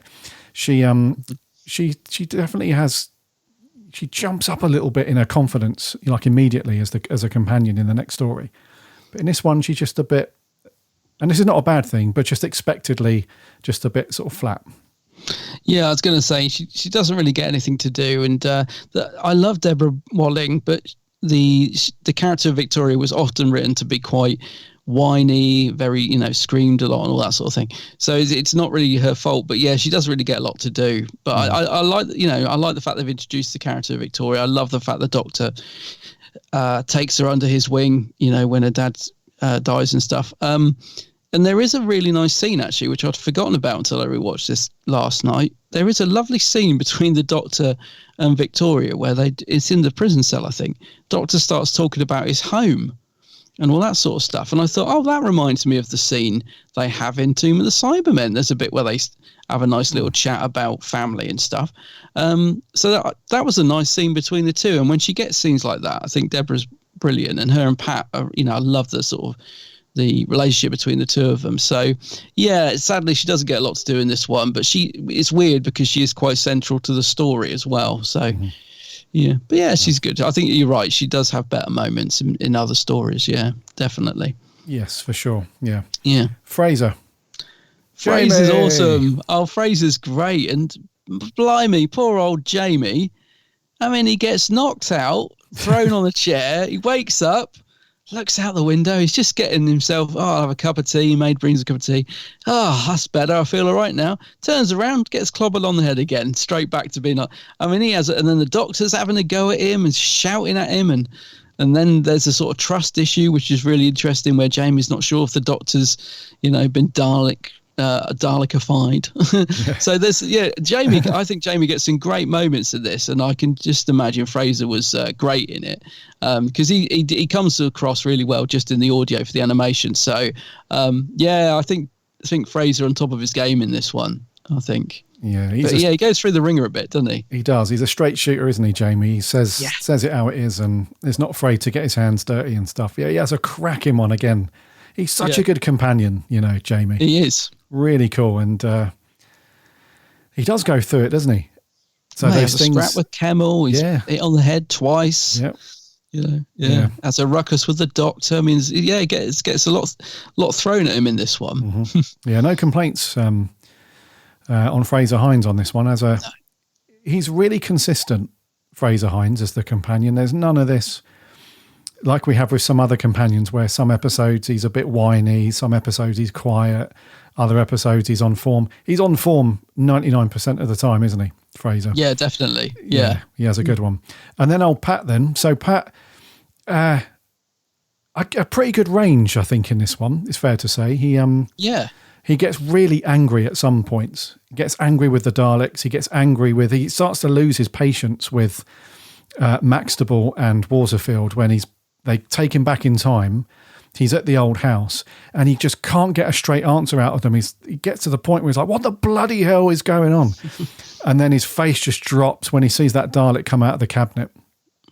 The cabinet of woe from Forbidden Planet. One singular Dalek in the cabinet. It's So when he sees it coming out and his face just drops and he's like, oh, beep. You can see it in his face, and then from that point on, he's got that. I know they obviously wouldn't have known about this at all at the time, but it's some really good, happy accidental foreshadowing for McCoy's character. Because there's a few stories where Ace gets really miffed with the Doctor because she's like, the Doctor's a bit scheming, goes a little bit dark and a bit, and Troughton's like that in this one. Yeah. The way he's been written, which is the whole reason why that relationship with Jamie and the Doctor is tested a little bit, because he's like, what's going on? Is he in cahoots with the Daleks? Is he setting me up? Is he whatever? And Troughton plays that brilliantly, even animated, but it's just his voice, the way he, it's just brilliant. Yeah. So, and a really good one for Jamie, but another great one for Troughton and the Doctor in this one. That's a good comparison with McCoy there, actually. I hadn't really put two and two together, but yeah, that does make sense. Yeah, it's that thing of that there's this side of the Doctor that comes out now and again that we tend to forget about or ignore. And I suppose, like you said, it's the second Doctor's first season. Jamie, he's still fairly newly regenerated, so Jamie's still a bit unsure of him probably at this point. So when the Doctor does start acting a bit weird, you can imagine that he's not 100% sure whether he can trust him. It's really interesting to see the second Doctor written like this. It's one of the highlights of the story for me is seeing a different side to the second Doctor. He's a bit like that in Moonbase now and again, but yeah, to see him getting so cross, to see him working with the Daleks, to see this slightly manipulative side when they're doing the experiments with Jamie without Jamie realizing. It's definitely an interesting take on the second Doctor that we don't see very often, and it really elevates the story, I think. Yeah, but Pat's brilliant. He really, when he's shouting, God, I'd love to be able to actually see those scenes for real, because the animation gives you an idea of what's going on, but really it's the audio, and you can tell that Pat's really going for it. He's not holding back. So yeah, great performance from Troughton once again. Yeah, very good stuff from those two, for sure. Yes, they work brilliantly together, don't they? Troughton and Hines, Fraser. Brilliant. Yeah, defo. If there's no other characters you want to mention, dude, what do you reckon to the music then from Dudley Simpson? Well, it's nice. It does get a bit repetitive, though. I mean, it starts off, you think, this is a nice little, 60s little vibe, and it's got that slightly creepy sound to it, early horror film. But yeah, by episode 7, when he's still doing the same sort of thing, it's a bit like, oh god, yeah, it gets a bit monotonous. But it's all right. It's not bad. There's worse music in Who. There is, yeah, and I agreed immediately then with you that it almost sounds like stock music. It sounds like I thought it was actually until I saw it was Dudley. Yeah. Yes, it's not terrible, but it's just not. I don't think it's Dudley's best. It's no, definitely not. Yes, it's okay. It's okay. Right. Anything else you want to mention, dude? Before we just one last thing. Just wondered if you spotted. There's quite a few little Easter eggs in the animation. Well, there's one that I completely missed at the BFI, and everybody was talking about it. They were like, "Oh, did you see the Weeping Angels on the shelf in the mansion?" I'm like, "No."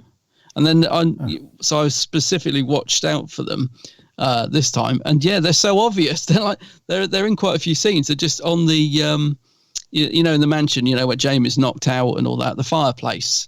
The fireplace mantle. Oh, yes. There's two, like, I think they're meant to be candlesticks or something. There's two, like, Weeping Angel statues on the, which I totally missed the first time, but now I know they're really obvious. What else is there? There's the rail clock. I don't know if that was in the original story or if that's a little throwback, but I always love to see the Dalek rail clock. What else is there? The Who. There's like a Who poster with the Who written like Doctor Who. I don't know. There's those little bits. There's Whittaker written on the wall on one of the plaques, which I think is a nod to David Whittaker. But a lot of people are saying, "Oh, why'd you have to put Jodie in there?" I think actually it's a nod to David Whittaker, not Jodie Whittaker, but could be either. Yeah, there's loads of little bits, and they do that quite a lot in these animations, don't they? I think they've done it in quite a few of them where they've put these little hidden things in the background for you to spot. So. So it'd be nice if somebody could provide a little list of things to look out for, because I'm sure there's loads I've missed. But yeah, look out for the Weeping Angels, dude. They're really obvious. I can't believe I didn't see them the first time. That sounds cool. I remember seeing that poster. It's when the Doctor and Jamie are in that bar. Yeah, that's it. Beginning, yeah. There's a load of posters on the wall. And one of them, it looks like the Who logo, the Doctor Who logo. Yeah, that's it. Yeah. Oh, cool. That's cool. Yeah, so that's the old Easter eggs. I like it when they do stuff you like need that. them these days. Yeah. You need them. You either need Easter eggs or you need post-credit scenes.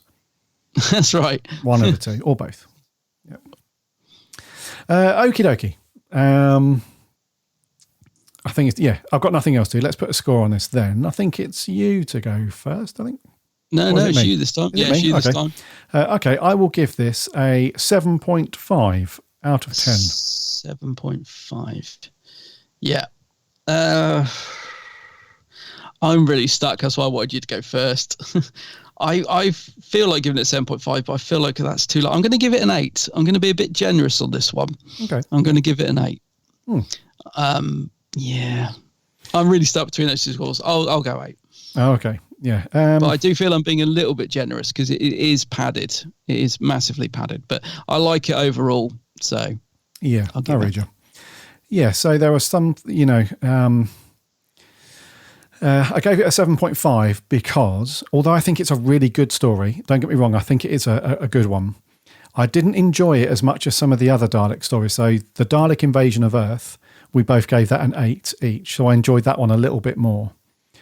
And the other story we did, the other Hartnell story we did earlier on in the year, just the Daleks, I gave that an 8.5 and you also gave that an 8 as well. So again, those other two Dalek stories, I enjoyed them a little bit more, but not far off. So I can't give it as much as them because my enjoyment factor wasn't quite there.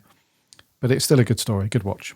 And it's one I think that it's not one that I could watch that often either because of the length of it. It's not a remembrance that I could just put on any time and I would just enjoy it or could put it on the background. It's just not one of those stories. It's one of those I'd have to be in the mood for because it is just bit too long, I think. Yes, agreed. Yeah.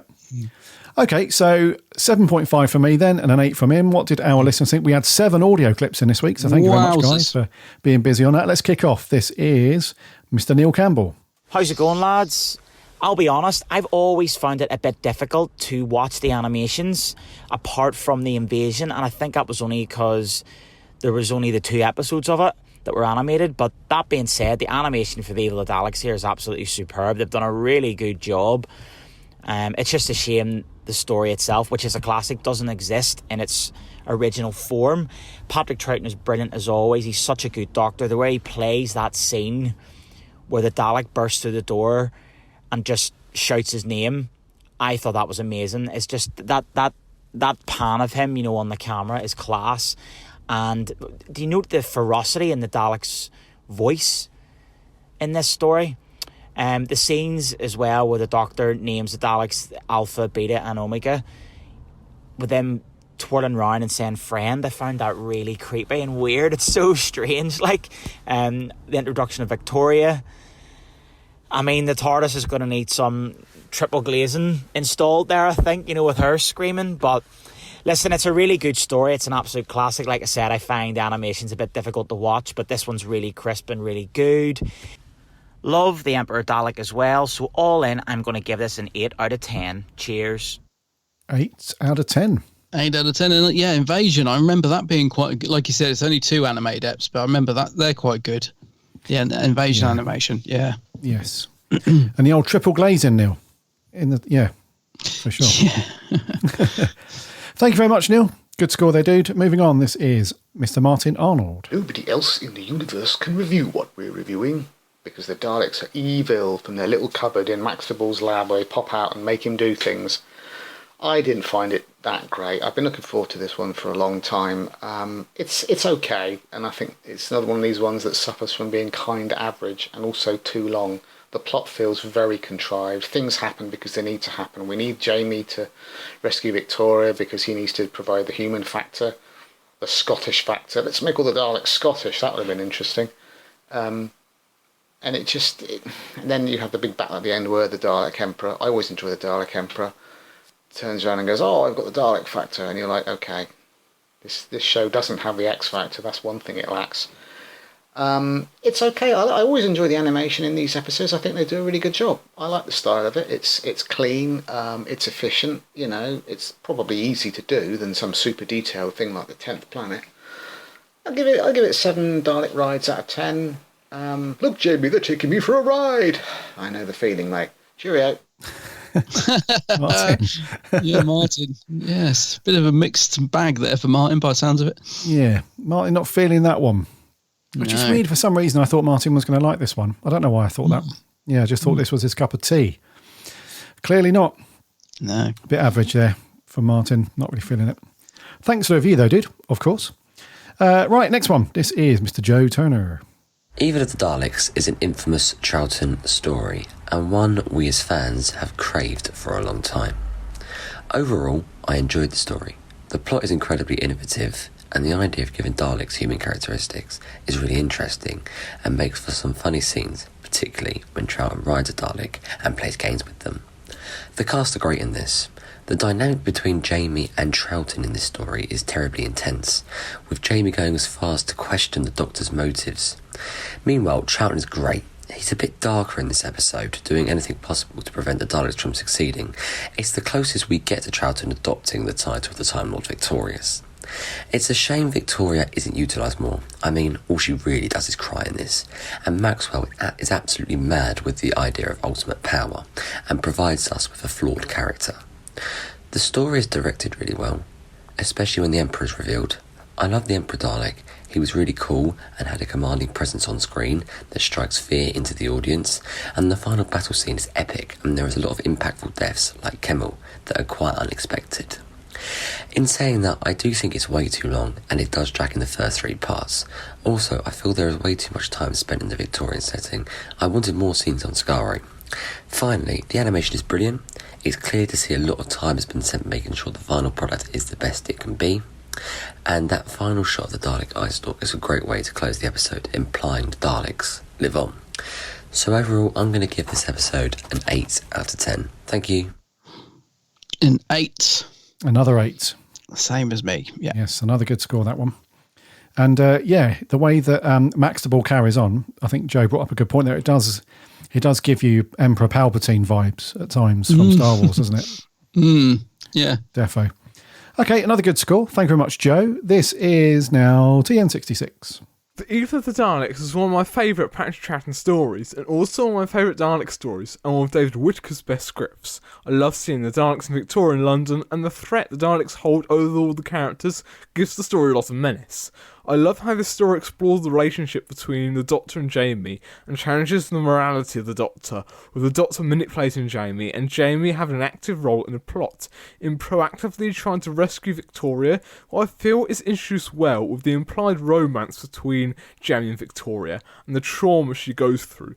The Dalek Emperor is fantastic, and the plot surrounding the human factor could have gone wrong, but it's simply fantastic, exploring the Dalek mentality to be obedient, which has a lot of powerful Nazi parallels, and the end of the Daleks is very satisfying.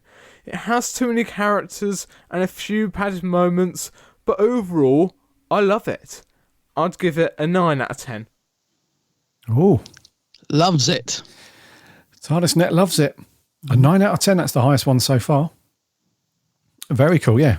Yeah, I've never really considered the parallels with the war and Nazis and stuff. I guess there is plenty in there during,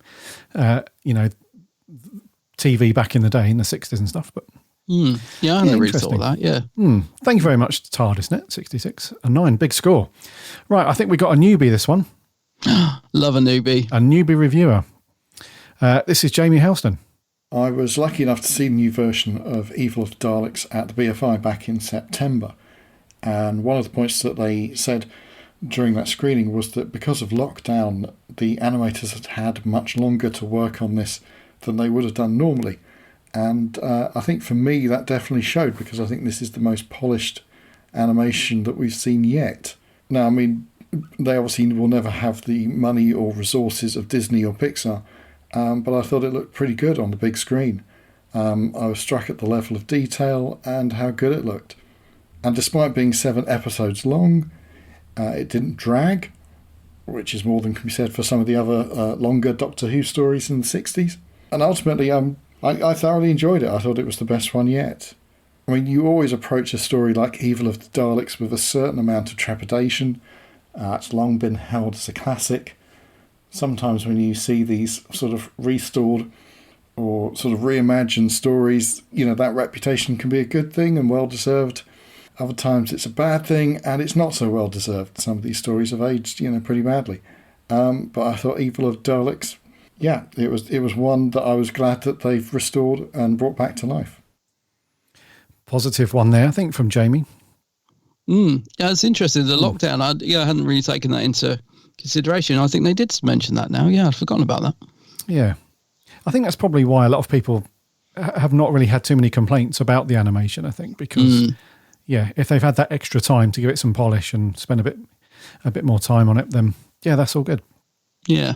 So, no score from Jamie, but I'm guessing that would have been a fairly decent score. I think he said he quite liked it. And, yeah, didn't consider this one a drag either. No dragging for Jamie.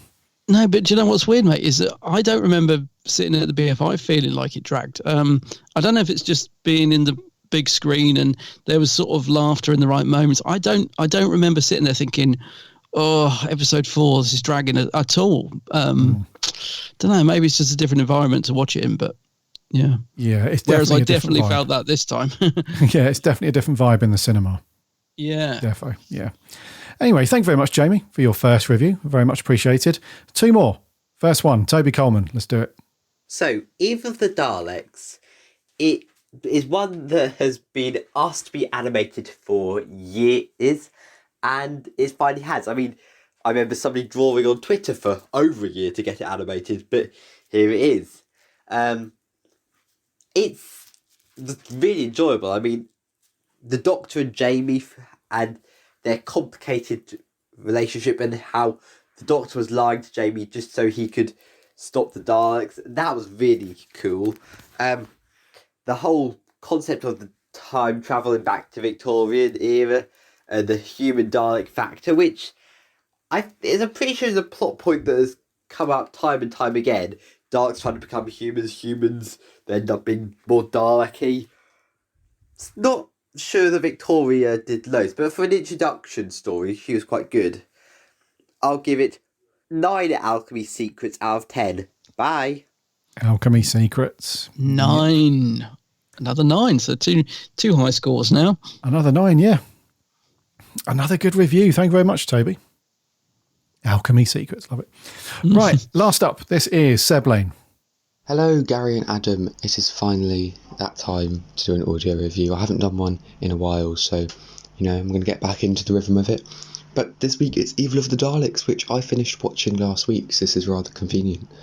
I loved Evil of the Daleks. I think it's a brilliant step up in terms of animation, and the story hops along at a great pace. I do think it could have been 6 parts rather than 7, as there is a little bit of padding in the middle. However, it's so enjoyable. I loved seeing the Doctor and Jamie's relationship get tested. The Daleks looked great, but the highlight of it were the sort of human factor Daleks. They were so funny, and they provided some comic relief in quite a dark story. Victoria was introduced perfectly, and the side characters were really strong in this. So overall, Evil of the Daleks, I'd give it a solid 8.5 out of 10. Thanks. Seb. 8.5, yeah, that's cool. 8.5 from old Seb. Another good score, because some really good consistent scores, dude. Yeah. Which I kind of expected, yeah. It's well regarded, isn't it? It is indeed, yeah. Rightio, thank you very much, all of you dudes that have sent in the audio clips. Very much appreciated, as always. We only had a couple on the socials, so I'll rattle through them quick. Jordan, our writer, said an excellent story matched with excellent animation. It's great to see a darker second Doctor, and Jamie is really strong here. Poor Victoria gets nothing to do, but the final episode is epic, and this is rightly one of the show's absolute high points. Okay. Chippy T says probably the best Dalek story I've ever seen, due to not owning the DVD. Love the fact that everybody who has seen it pretty much raves about it. The whole cast are superb. I think if you want to read my review of Flux before it is broadcast, head over to mysticmeg.com. Tar. Very good, Chippy T. See what you did there. And lastly on Twitter, Doctor Who Home said, until the animation came along, I didn't give this story much love, but now I love it. I really think it's a great story with lots of memorable moments. Maybe a little padded, but it's all worth it to get to Skaro. The animation of the final end is something else. 100% 8 out of 10. 8 out of 10. Yes, and over on Facebook, Charlie Turner says it's not as good as The Power of the Daleks, as I find this one a bit overrated, but it's only because there are some parts I find a bit slow. Pretty good way to introduce Victoria, though, even if she didn't really do all that much. And the final end scene has never looked so beautiful in animation. An 8 or a 9 out of 10, I can't decide. I really do like it for the most part. I'll rewatch it sometime, but those are my first impressions. Fair enough. Yeah. Cheers, Charlie. Yeah. And lastly, Aaron Ball says, always love this story with the recon, but the animation shows the time they had and it pays off. It was the last Dalek story, a true classic to end it on 7 parts, and they just fly by. 9.5 Black Dome Daleks out of 10. Interesting. Flies by. Dude, how do the Daleks get Skaro in that funny cupboard? In the funny cupboard? Like they go in the cupboard and they're in Skaro. Is there a tractor, some sort of beam, not tractor beam, don't know. But it's not shown, is it? I haven't missed anything, have I? Well, I think they go in the cupboard and then... Yeah, the little cupboard is there. You know, that they've devised this device that uses mirrors and static electricity and stuff. That's how they brought the Doctor and Jamie back to... So I think it's just a time travel. Time thing, yeah. I felt we should have seen it, but it just makes you laugh. They go in that funny cupboard and then they're in Skaro, but yeah. Yeah. Okie dokie, that's going to wrap it all up then for our review of the Evil of the Daleks. So next week, dude, I don't think we need to say it, but what are we doing for review next week? Yeah, so we'll be kicking off Series 13 with the 13th Doctor, and it is a Halloween episode. Well, it's got a Halloween title, so we'll be looking forward to reviewing the Halloween Apocalypse next week. New Doctor Who. New Who, yeah. It's always exciting. Please be good. Yeah, I hope it's good. You can't see this, listener, but on Skype, Adam's face has got, I just want it to be good. Yeah, he's got that desperation and dismay. I don't want to be cringing. Yeah. Okay then, dude. Let's wrap it there, I think, for episode 329. Alrighty.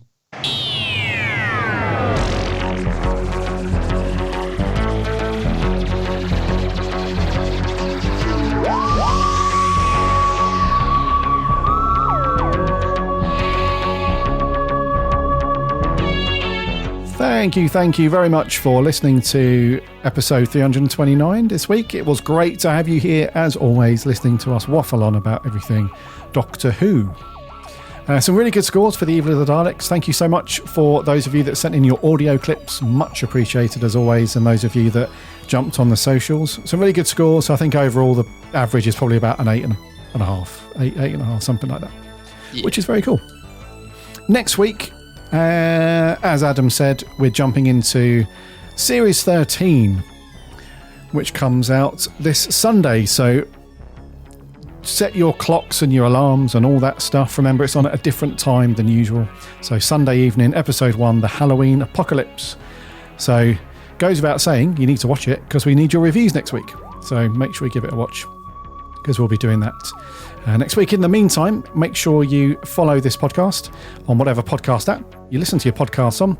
That way you won't miss a show when it lands every Friday. And if you've got a minute to leave us a review or a rating, that would be awesome because that helps us out loads and loads. So something like podchaser.com, Stitcher, Apple Podcasts, those kind of things. And thank you so much to those of you that have left reviews.